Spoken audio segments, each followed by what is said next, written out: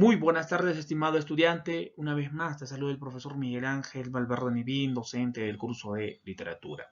Queridos estudiantes, espero que todos se encuentren muy bien. En esta oportunidad de nuestro curso vamos a trabajar lo que es la literatura de la emancipación. Dentro de la literatura peruana hemos estado desarrollando ya varios periodos.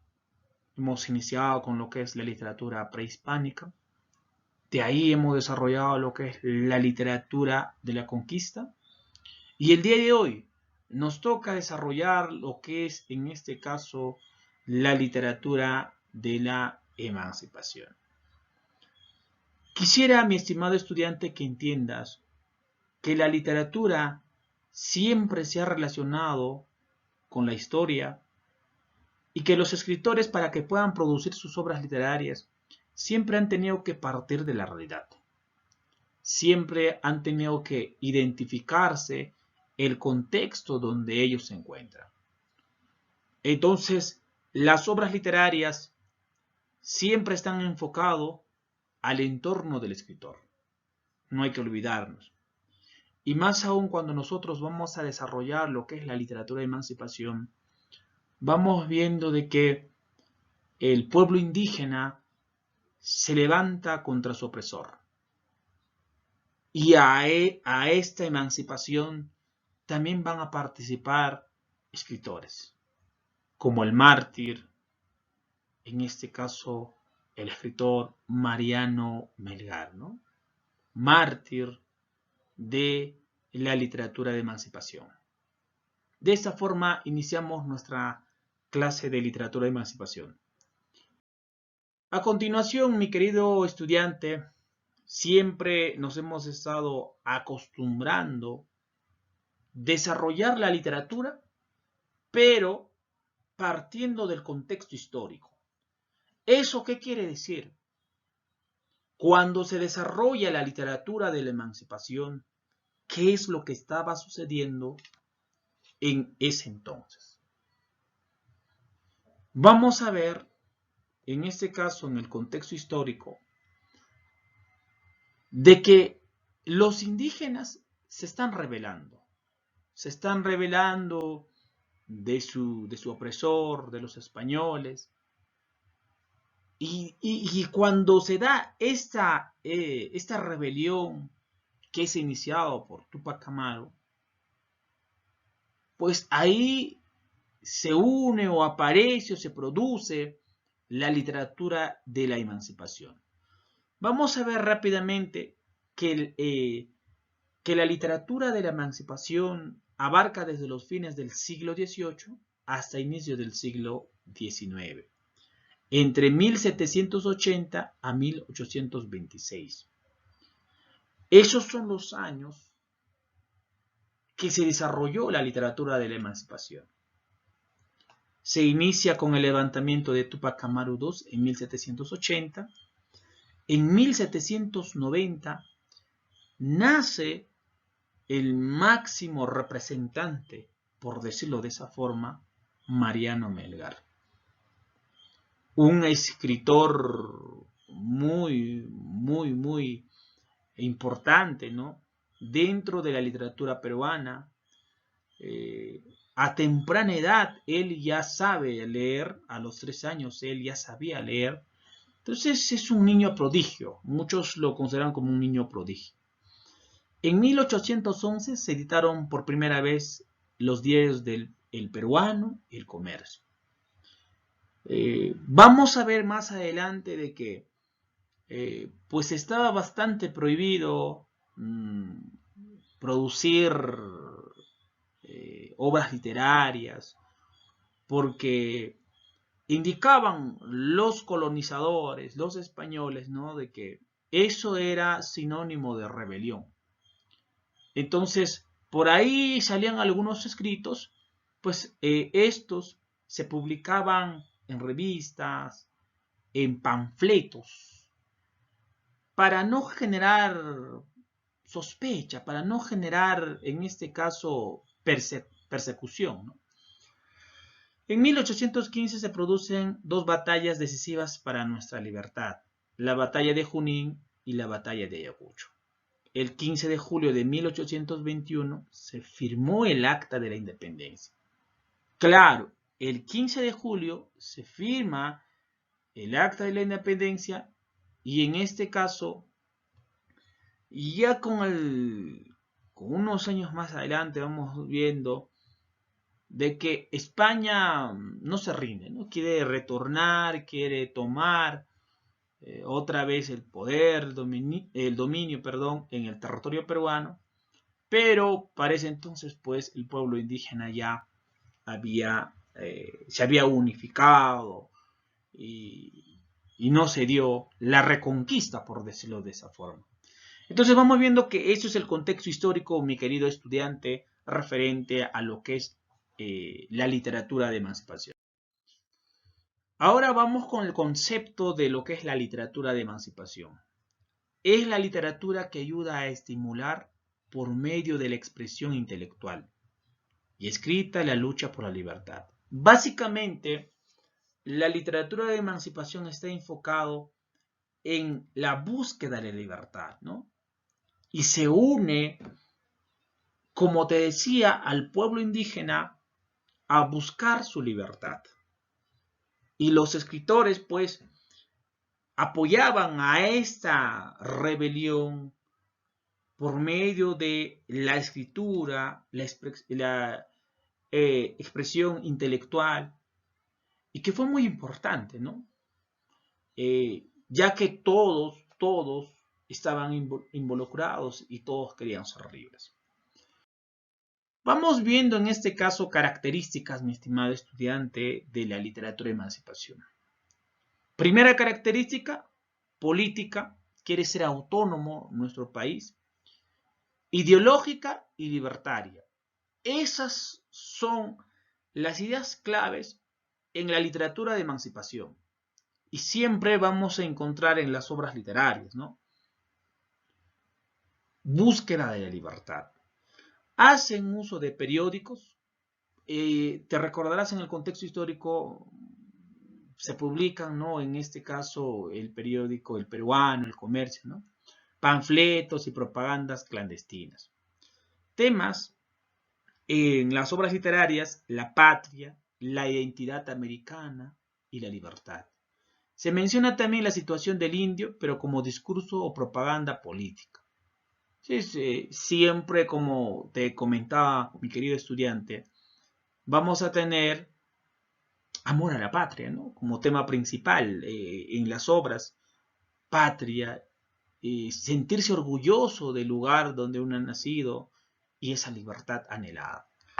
Desarrollan la poesía patriótica o cívica, cultivan las odas a eventos, a personajes, los epigramas, las epístolas y la oratoria, ¿no? En este caso vamos viendo de que todo esto va unificando para poder concretizar esa libertad anhelada. También una de las características es de tendencia neoclásica. La literatura tenía la función útil de concientizar, ¿no? Y vamos viendo de que esta característica es vital en la literatura de la emancipación, ¿no? Son las características importantes, pero recordar siempre: literatura de emancipación, característica principal, patria, la libertad, en este caso la identidad americana, sentirse orgulloso del lugar donde uno ha nacido. Ahora, mi estimado estudiante, vamos con las vertientes literarias. Se tiene dos vertientes dentro de la literatura de emancipación. Por un lado están los escritores que están enfocados a la política, como José Baqueano, como Juan Pablo Vizcardo, como José Faustino Sánchez Carrión. Y por otro lado tenemos la literatura prerromántica. En este caso, José Manuel Valdés, con su obra Solitario Peruano, y el máximo representante de la literatura de emancipación, Mariano Melgar Valdivieso. Recordarte también que él es el precursor del romanticismo, con su obra Yaravíes. Y por otro lado también tenemos a otro escritor prerromántico, José Joaquín Olmedo. Son dos vertientes pero siempre voy a insistir en que en la literatura de emancipación vamos a tocar a Mariano Melgar Valdivieso. Es un escritor bastante estudiado por muchos de nosotros. Mariano Melgar, justamente del escritor que estábamos viendo en las vertientes literarias, ¿no? En el ámbito prerromántico. Rapidito vamos con su biografía. Vamos viendo que nace en 1790 en Arequipa. En 1793 sabía leer ya, como te comentaba, a los 3 años. Es un niño prodigio. A los 3 años ya él leía. En 1798 manejaba el latín. En 1799 vamos viendo que dominaba ya el inglés y el francés. Prácticamente era un políglota. En 1800 empieza sus estudios en el convento de San Francisco de Arequipa, ¿no? Bueno, quiere ser sacerdote, pero al final lo deja.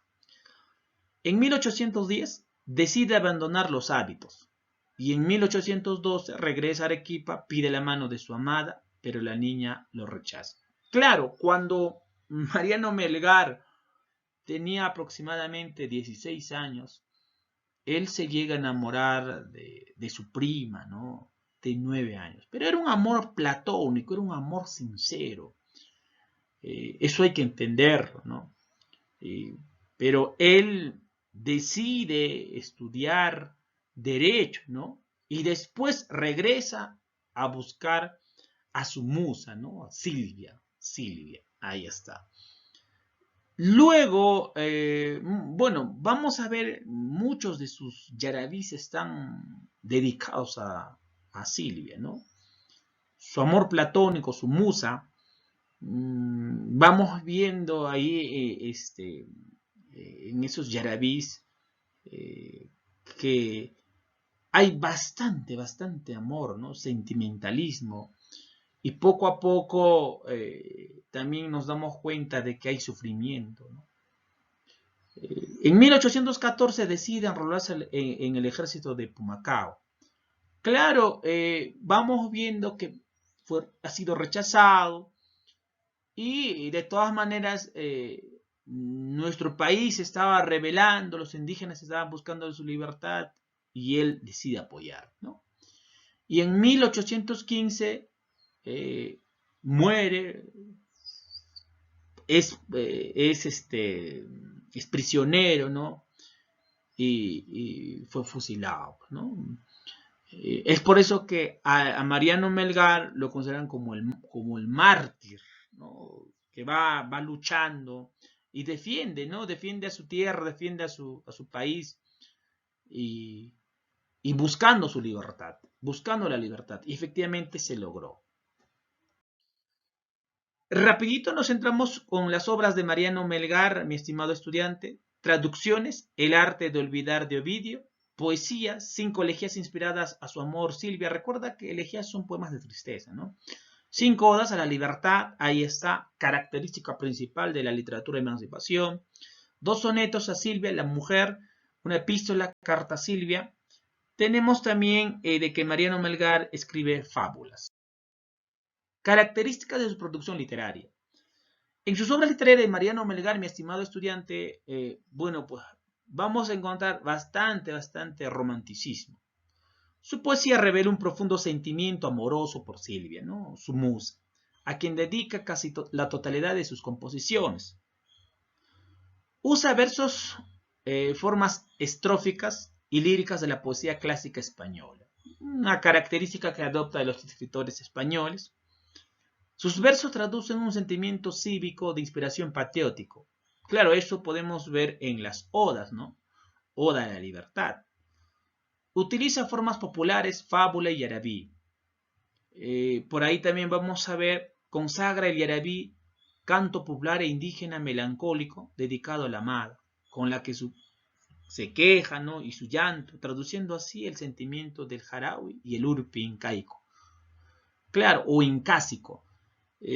Claro, Urpe es un poema amoroso, pero un poema amoroso donde vamos a encontrar bastante sufrimiento, ¿no? Porque la amada lo rechaza, ¿no? Y eso lo podemos ver en Yarabí, cuando escribe, pues, Mariano Melgar, ¿no? Eh, Recordar lo importante de su producción literaria de Mariano Melgar, que su obra está centrada a la libertad, ¿no? Y que también vamos a encontrar sentimentalismo, ¿no? Amor, bastante amor dedicado a su musa, Silvia. Ahí está justamente, bueno, es una pintura bueno, pues nos muestra a Mariano Melgar junto a su amada Silvia, ¿no? Y ahí está el Yarabí número 1, ¿no? Todo mi afecto puse en una ingrata. Y esa ingrata debería ser, bueno, o es en este caso Silvia, ¿no? Solo para leer la primera estrofa dice, todo mi afecto lo puse en una ingrata. Y ella inconstante me llegó a olvidar. Si así se trata un afecto sincero, amor, amor, no quiero más amor. Bien se queja el hablante lírico, ¿no? Es un sentimiento sincero que yo le ofrezco a mi amada, aquella mujer, pero sin embargo ella no lo valora, lo desprecia.